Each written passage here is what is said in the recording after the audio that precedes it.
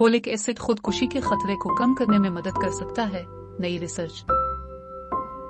Chicago university की एक नई तहकीक से पता चला है कि फोलिक एसिड खुदकुशी के खतरे को कम करने में मदद कर सकता है। एक हालिया मुताला में पता चला कि फोलिक एसिड, जो विटामिन बी की एक किस्म है, के इस्तेमाल करने से खुदकुशी की कोशिशों में कमी देखी गई। Centres for disease control and prevention trusted source (CDC) के आदाद शुमार के मुताबिक 2020 में 12 मिलियन से ज्यादा बालिगों ने खुदकुशी के बारे में सोचा और 1.2 मिलियन ने दरअसल अपनी जिंदगी खत्म करने की कोशिश की।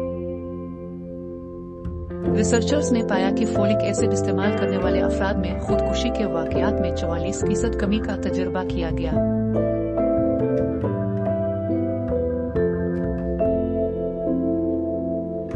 अपने सवालात और ख्यालात का इजहार कमेंट सेक्शन में करें और मजीद मालूमात के लिए हमारे चैनल को सब्सक्राइब करें। तीमारदार, हमें है आपका ख्याल।